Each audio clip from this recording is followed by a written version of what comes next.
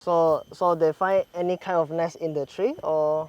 Normally dia orang nest dekat big tree macam di Terokai. Oh.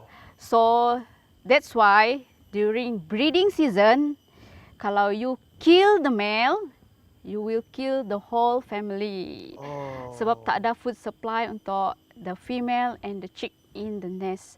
Sebab satu lagi ini burung hornbill, rhinoceros hornbill, dia very loyal. Dia satu partner for the whole life. So if the husband die, the whole family die. Oh, yeah. that's sad. And the wife juga dia sacrifice herself. Dia seal the lubang. Dia stay dekat lubang for 4 months. Oh wow, yeah. Actually, rhinoceros hornbill dia tidak build their own nest. Oh. Dia secondary user.